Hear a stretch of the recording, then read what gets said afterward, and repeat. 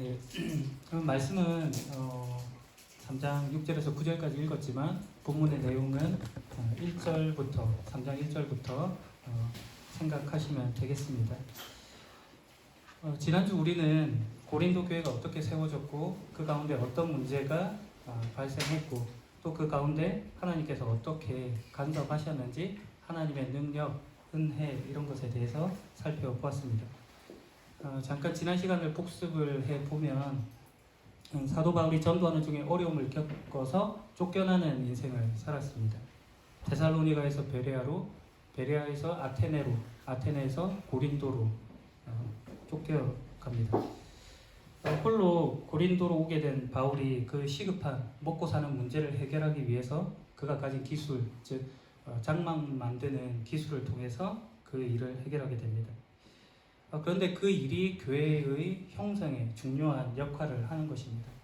우리가 가진 내가 생각하기에 보잘것없는 그 모든 모습까지도 하나님께서 하나님의 일을 위해 크게 사용하실 수 있음을 보여주는 대목이라고 하겠습니다. 바울은 고린도에서 브리스길라와 아굴라를 만납니다. 아굴라와 브리스길라는 로마 4대 황제 클라우디우스의 반유대 정책으로 인해서 이탈리아에서 고린도로 이렇게 이주해 온 상황이었습니다. 바울이 그들과 만나게 되죠. 그들은 바울과 같은 직업의 사람들이었습니다. 그래서 바울이 그들과 함께 생활을 하면서 복음을 전할 기회를 가졌고 그것이 고린도 교회의 출발이 되는 것입니다. 쫓겨나고 쫓겨온 인생이었지만 하나님께서 주님의 교회를 세워가십니다. 하나님의 섭리인 것이죠. 초기 그리스도교가 형성되던 시기에 복음이 들불처럼 번졌고 이로 인해서 바울이 한 지역에만 머무를 수는 없었습니다. 사역자가 부족했기 때문이죠. 곳곳에 흩어져 있는 성도들에게 힘을 더해주기 위해서 다른 지역으로 이동하게 됩니다. 그런데 그때 고린도 교회에 큰 문제가 생긴 것입니다. 바로 파벌이 생긴 것이죠. 누구는 나는 바울파다, 누구는 나는 아볼로파다, 누구는 나는 그리스도파다, 누구는 나는 베드로파다, 이런 분열을 만들어냈습니다. 나는 고린도 교회 창립 멤버니까 바울을 따르겠어 라고 하는 사람이 생기고, 무슨 소리 하는 거야, 아볼로가 말씀을 잘하는데 나는 그를 따르겠어 하는 사람이 있었고, 또 누가 뭐래도 예수님의 수제자는 베드로야 라고 하는 사람도 있고, 이런 어처구니 없는 사람들을 만나 무엇보다도 그리스도지 하는 그런 사람들의 목소리가 나타났습니다. 서로 자기 입장을 이렇게 자기가 선호하는 그 입장에 서서 힘을 주어서 자기 주장을 강하게 말했던 것이죠. 이런 상황이 다른 지역에서 사역하던 바울에게까지 들렸습니다. 그래서 바울이 편지를 고린도 교회에 쓰게 되는 것입니다. 이 고린도전서가 그런 내용입니다. 고린도전서 1장에서 4장까지가 바로 이 파벌, 분열에 관한 내용을 다루고 있습니다. 오늘 본문이 3장이니까 그런 맥락 속에 있는 내용이라고 생각하시면 되겠습니다. 3장의 시작을 보게 되면 바울은 고린도 교회 성도들을 향해 그들이 어린아이와 같다라고 이야기하고 있습니다. 이전에 바울은 그들이 성령에 속한 사람, 그들에게 성령에 속한 사람처럼 대할 수가 없어서 세상에 속한 사람들을 대하여 가르침을 줬다라고 기록하고 있습니다. 이 말이 여전히 그들이 거듭나지 못해서 죄 가운데 있는 사람이다라는 뜻에서 그런 말을 한 것이 아니라 아직 신앙의 깊은 진보를 이루지 못한 미성숙한 상태에 있었다라는 것에서 어린아이라고 지금 부르고 있는 것입니다. 바울은 이 말을 통해서 그들을 비하하려고 하는 의도는 없습니다. 왜냐하면 고린도전서 13장 11절을 보게 되면 내가 어렸을 때 말하는 것이 어린아이와 같았고 생각하는 것이 어린아이와 같았고 깨닫는 것이 어린아이와 같았지만 어른이 되어서는 유치한 것들을 버렸습니다 라고 말하고 있기 때문입니다.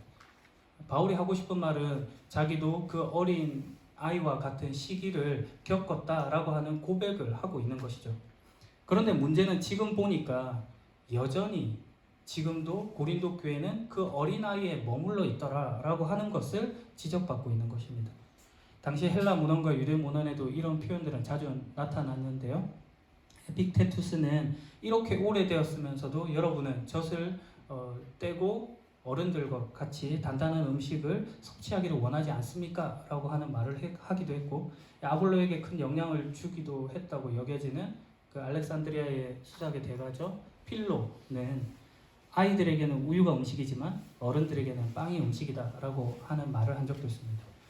바울이 그런 동일한 맥락 속에서 그런 표현으로 지금 이런 말을 하고 있는 것입니다. 그들이 아직도 젖을 먹는 어린 아이로 있다. 그러나 그의 본심은 이런 것이겠죠. 어린아이에서 어른으로 자라나야 한다라는 것입니다. 빵을 먹는 어른으로요. 에베소서 4장 14절을 보게 되면 이제는 더 이상 어린아이가 되어서는 안 됩니다. 파도에 밀려 떠다니는 배처럼 왔다 갔다 하거나 우리를 속이고 유혹하는 온갖 새로운 가르침에 넘어가서도 안 될 것입니다. 라고 말하고 있습니다. 고린도 교회가 해야 할 싸움은 파벌을 만들어 싸우는 싸움이 아니라 어른이 되는 싸움을 해야 하는 것입니다. 3장 3절을 보게 되면 바울은 그들이 아직도 세상에 속해 있다고 말하면서 그 이유가 시기와 다툼이 여러분 안에 있기 때문이다 라고 말하고 있습니다. 여기서 시기라고 는 말로 번역된 이 헬라어 단어는 젤로스인데요. 끓다라고 하는 제오라는 동사에서 온 그런 명사입니다. 문자적으로는 뜨거움이라는 뜻이 있는데요. 통상적으로는 열심이라는 단어로 번역을 해두었습니다. 그래서 개정판에 보면 고린도후서 11장 2절에 젤로스를 하나님의 열심이라는 단어로 번역해 두기도 했습니다. 열심을 낸다고 하는 것이 뭐 그렇게 문제겠습니까? 근데 오히려 그 열심을 잘 조절해야 할 텐데 그렇지 못한 것이 문제가 되었던 것이겠죠. 그 열심이 바른 방향을 상실할 때 그것이 곧 시기가 될 수 있다 하는 그런 야누스적인 성격을 가지고 있는 것입니다. 흔히 신앙의 선배들이 교회 일을 열심히 할 때 더욱 조심하라 라고 하는 말이 그런 차원의 뜻입니다. 한편 시기와 함께 문제된 것이 다툼이었습니다. 다툼이라는 단어 에리스는요 신약 성경에서 바울만 사용한 그런 독특한 표현입니다. 분쟁, 다툼, 그리고 투쟁 뭐 이런 단어인데요. 이런 다툼은 시기가 외적으로 이렇게 표출이 됐다는 것입니다. 고린도 교회 안에 서로 자기의 입장이 첨예하게 대립이 되었는데 그것이 생각으로만 머무르지 않고 이렇게 탁 터져 나왔던 그런 상황 가운데 있었던 것이죠. 교회 생활에서 쉽게 발견하는 모습이기도 합니다. 고린도 교회가 그 상황에 있었고 바울이 이를 꾸중합니다. 5절에 바울이 말합니다. 도대체 아볼로가 무엇이고 바울이 무엇입니까? 나나 아볼로나 여러분을 믿도록 하고 주님께서 각 사람에게 할 일을 맡기셔서 일하는 일꾼에 불과합니다. 눈치채셨는지 모르겠는데 바울이 의도적으로 아볼로는 무엇이고 바울이 무엇입니까? 라고 지금 말하고 있습니다. 헬라어에서 누가라는 뜻의 이 의문 대명사는 티스라는 단어를 쓰는데 여기서는 무엇이라는 단어에 t를 쓰고 있습니다. 바울이 의도적으로 그렇게 쓴 거죠. 도대체 아볼로가 누구고 바울이 누구입니까? 라고 말하지 않고 아볼로가 무엇이고 바울이 무엇이냐? 라고 말하고 있는 것입니다. 도대체 무엇이냐? 그 의미 속에는 아무것도 아니다. 이 말을 지금 바울이 하고 싶은 것입니다. 그래서 영어 성경을 보게 되면 이 표현을 we are nothing으로 표현을 해 두었습니다. nothing 하니까 더 의미가 확 와닿죠. 사람을 우상화하지 말라고 하는 그런 강한 경고가 담겨 있는 것입니다. 이것은 계속해서 쓰여진 일꾼이란 단어에서도 거듭 확인되는데요. 이 일꾼이란 단어는 디아코노스라는 단어를 썼습니다. 후기에 이 단어가 여러분이 알고 있는 집사라는 단어로 번역되어 사용되기도 했지만 1차적으로 지금 이 시기에는 뭐 사역자, 하인, 뭐 섬기는 자 이런 뜻으로 쓰인 표현입니다. 근데 이 단어가 매우 재밌습니다. 두 개의 단어가 합쳐진 말인데요. 합성어인데 디아라고 하는 무엇을 통하여 라는 말과 코니스라고 하는 먼지라는 뜻이 합쳐진 말입니다. 먼지를 통해서 어떤 사람이 이렇게 분주하게 움직이고 일함에 있어서 먼지가 일어나는 것 같은 그런 의미를 담고 있는 것이죠. 일꾼의 이미지가 바로 떠오르지 않습니까? 바울은 주님께서 각 사람에게 일을 맡기시고 우리는 일꾼이다 라고 하는 것을 통해서 주체가 하나님이고 우리는 일꾼으로 먼지에 불과하다 라고 하는 것을 지금 강조해서 대조해서 보여주고 있는 것입니다. 너희가 지금 파벌을 만들어 싸울 때가 아니라 너희 존재가 어떤 존재인지를 알아라 라고 하는 그런 말씀을 하는 것이죠. 창세기에 보면은 하나님께서 사람을 흙으로 만드셨다라고 하는 표현이 있는데 그 흙이라는 단어가 아파르입니다. 그 아파르는 사실 흙보다는 먼지에 가까운 그런 단어입니다. 그러니까 우리 존재가 어떤지 다시 한 번 더 생각해 봐야겠죠. 6절 나는 씨앗을 심었고 아볼로는 물을 주었으나 자라게 하시는 분은 하나님이십니다. 각자 맡은 바를 하는 것이죠. 다름이 여기서 등장합니다.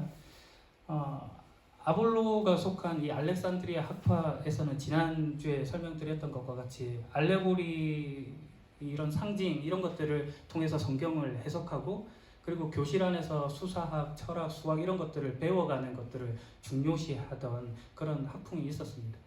대신에 이 예루살렘 전통에 있었던 바울 같은 경우에는 문자적인 의미에 더 관심을 두고 더 투박한 어체로 말하고 그리고 교실보다는 경험에 더 우선하는 그런 경향을 보입니다. 다르죠. 지금 바울이 그 다름에 대해서 이야기를 하고 있고 그 다름에 대해서 지금 인정을 하고 있는 것입니다. 마치 오케스트라와 합창단이 서로 다른 소리를 내지만 하나의 하모니를 만들어내는 것과 같은 지금 말을 하고 있는 것이죠. 바울을 심고 아볼로는 물을 주는 것처럼 각자 일을 하는 것입니다. 각자 일을 한다 하는 말에 바울이 강조하고 싶은 말이 있습니다. 그것은 그 각자 하는 일이라는 것이 스스로 만들어낸 일이 아니라 하나님께서 맡겨주신 일이라는 것입니다. 바울이 하나님으로부터 어느 한 부분을 맡았고 그리고 아볼로가 하나님으로부터 어느 한 부분을 맡은 것입니다. 서로 다른 것이죠. 서로 다른 까닭은 우리 각자가 연약한 부분이 있기 때문에 그 하나하나를 맡게 되는 것입니다. 중요한 것은 그 다른 것이 모두 하나님께로부터 받은 것이다. 하나님께로부터 나온 것이다 라는 것입니다. 그러니 그 속에 그 하나님 안에서 받은 것 속에 충돌이 있을 수 없는 것이죠. 바울이 이 이야기를 하고 싶은 것입니다. 자랑이 없고 경쟁이 없고 그리고 다툼이 있을 수 없는 이유가 바로 그것이다. 이 사역은 자기 능력을 견주는 싸움이 아니라 자기가 갖고 있는 것이 하나님으로부터 맡겨진 것이라는 사실을 아는 싸움을 싸우는 것이다. 이 말씀을 하고 있는 것입니다. 7절 그러므로 심는 사람이나 물을 주는 사람은 아무것도 아니지만 자라게 하시는 분인 하나님이 중요합니다. 일을 함에 있어 심는 것이나 물을 주는 것이 왜 중요하지 않겠습니까? 그러나 바울은 그 일을 아무것도 아니다라고 지금 말하고 있는 것입니다. 왜냐하면 맡은 바를 하는 것이기 때문에 그렇습니다. 하나님이 맡기시지 않으면 아무것도 할 수가 없다라는 그 출발에 대한 이야기를 하는 것이죠. 하나님께서 결실하게 하지 않으시면 아무것도 얻지 못합니다. 그래서 자라게 하시는 분인 하나님이 중요한 것입니다. 여기에 오해가 있어서는 안 됩니다. 무슨 오해냐면 we are nothing 해서 우리가 아무것도 아니다. 우리는 먼지에 불과하다. 이 말을 떠올릴 때 가지는 그런 오해와도 같은 맥락의 말입니다. 우리 모두가 아무것도 아니다라고 하는 말 속에 우리가 아무런 의미도 없다라든지 우리가 아무 필요도 없다 이런 뜻을 말하는 것은 아닌 겁니다. 그리고 또 하나님으로부터 모든 것을 직접 받아서 해야 한다. 다른 모든 것이 의미가 없으니까 그런 뜻도 아닙니다. 왜냐하면 성경은 하나님의 대리인들 그리고 하나님의 사역자들을 세워서 꾸준하게 일하셨기 때문입니다. 대표적으로 모세가 있고 여러분 알고 있는 엘리야도 있고 그리고 많은 사사들이 있었던 것이죠. 내 생각, 내 뜻이 중요한 것이 아니라 하나님께서 그 속에서 뜻하시고 말씀하시고 싶은 바가 무엇인지를 분별하고 구별하고 하는 것이 더 중요하다 하는 것입니다. 더하여서 결과가 하나님의 손에 있으니까 과정은 아무래도 상관없다 이런 소리도 아닙니다. 그럴 수 없는 것이죠. 예를 들어 시험을 치른다고 할 때 하나님이 뭐 붙게 해주시겠지 이런 생각으로 그 과정을 소홀히 해서 최선을 다하지 않는다는 것 그런 거는 있을 수 없는 일인 것이죠. 우리의 결과는 합격하는 것 그것이 아마 최고의 선이겠지만 하나님께서는 그것보다도 더 크게 목적하시는 바가 있는 것입니다. 결국 내 뜻이 아니라 하나님의 뜻을 분별해야 하는 것이겠죠. 8절 심는 사람과 물 주는 사람은 하나의 목적 때문에 일을 합니다. 각 사람은 자기가 한 수고만큼 보수를 받을 것입니다. 언뜻 이 말씀을 들으면 우리는 바로 내가 수고한 만큼 차등한 상 받음이 있을 거야. 이런 생각을 먼저 떠올리게 마련이지만 그런 뜻은 아닙니다. 이 구절에 강조하는 바는 다른 곳에 있습니다. 심는 사람과 물 주는 사람은 하나의 목적 때문에 일한다. 거기서 하나가 중요하다는 것입니다. 차이가 있는 것이 아니라 동일한 일을 하고 있다. 동일한 가치의 일임을 강조하고 있는 것입니다. 그리고 그 일은 보수를 받는 일입니다. 보수를 받는다는 것은 그가 주인이 아니다. 부르심을 받은 노동자, 일꾼이다. 이 이야기를 지금 하고 있는 것이죠. 바울이 계속해서 같은 말을 지금 성경에서 하고 있는 것입니다. 주인 행세하지 말고 맡은 바에 충성해라. 이 이야기를 하는 거죠. 내가 이러려고 교회 왔나? 내가 이러려고 교회 일 하나? 이런 대접받고 교회 나와야 하나? 다시 그 일 만나봐라. 이런 생각이 드실 텐데 그러시면 안 된다. 이 이야기를 하는 것이죠. 그러려고 하나님 일 맞는 겁니다. 그런 대접 받더라도 교회에 나와야 합니다. 다시 그 일을 맡아야 합니다. 왜냐하면 내가 주인도 아니고 언짢게 하는 상대방도 주인도 아니고 하나님이 주인이시기 때문입니다. 그분 한 분이 여러분을 자신의 일에 쓰십니다. 9절 우리는 하나님의 동역자요 여러분은 하나님의 밭이며 하나님의 건물입니다. 고린도 교회가 밭이고 건물이다 이런 말을 하고 있는 것이죠. 바울과 아볼로가 그 밭을 가꾸고 건물을 짓는 일에 함께 동역자로 쓰임을 받습니다. 이 말은 같은 위치에 있다는 것입니다. 하나님의 동역자, 하나님의 밭, 하나님의 건물. 그러니까 하나님의 라는 것을 말하고 있는 것이죠. 하나님의 것이라고 하는 분명한 소유권, 그것을 지금 선언하고 있는 것입니다. 우리가 아무것도 아니다라는 것에 중요한 의미인 것이죠. 바울이 하는 말이 우리 즉 바울과 아볼로와 가깝다고 해서 너희가 이 밭이나 이 집, 이 건물의 권한을 행사할 수 있다고 생각한다면 그것은 착각이다. 이 이야기를 지금 주고 있는 것입니다. 교회 생활에서 종종 확인할 수 있는 바이죠. 자기 신앙의 안심을 목사님과 친한 것으로 확인하려고 하는 경향 말입니다. 그럴 수는 없는 것이죠. 여러분이 누구의 소유인지를 분명히 하라는 것입니다. 하나님의 것입니다. 하나님의 소유로서 여러분의 잘됨은 좋은 밭과 좋은 건물로 되어지는 것입니다. 씨 뿌리는 자 비유 그리고 바위 위에 지어진 집 비유를 통해서 그 좋음의 모습이 잘 설명되어 있습니다. 좋게 되는 것의 유일한 길이 거기에 제시되어 있습니다. 마태복음 7장 21절 말씀을 보면 나에게 주님, 주님이라고 말하는 사람 모두가 하늘나라에 들어가는 것은 아니다. 하늘에 계신 내 아버지의 뜻대로 행하는 사람만이 하늘나라에 들어갈 것이다 라고 기록하고 있습니다. 이 말씀을 읽고 바로 행위구원 같이 생각하시면 곤란합니다. 믿음은 행함을 수반하지만 구원은 하나님의 은혜로 받습니다. 그렇다면 뜻대로 행한다는 것은 무엇이냐? 그 내용을 바로 이어서 받는 말씀이 바로 바위 위에 지어진 집 이야기가 등장하는 것입니다. 내 말을 듣고 그대로 행하는 사람은 바위 위에 집을 지은 지혜로운 사람과 같다. 비가 내리고 홍수가 나고 바람이 불어 그 집에 몰아쳐도 그 집은 무너지지 않는다. 왜냐하면 그 집은 바위 위에 지어졌기 때문이다. 내 말을 듣고 행하지 않는 사람은 모래 위에 집을 세운 어리석은 사람과 같다. 비가 내리고 홍수가 나고 바람이 불어 그 집에 몰아쳤을 때 그 집은 쉽게 무너졌는데 그 무너진 정도가 심하였다. 바위 위에 지어진 집 그리고 모래 위에 지어진 집이 서로 대조를 보이고 있습니다. 아버지의 뜻대로 행한다는 것이 바위 위에 지어진 집과 같다는 것입니다. 반석, 바위라고 하는 분명한 기초 위에 세워져야 한다. 그래야 안 무너진다. 이 이야기를 지금 하고 싶은 것이죠. 그것이 하나님의 뜻대로 행한다는 의미입니다. 그 기초는 바로 예수 그리스도입니다. 그 위에, 그 곁에, 그 안에 있어야만 안전합니다. 오늘 본문을 읽었던 그 9절 다음에 11절에 이 내용이 기록되어 있습니다.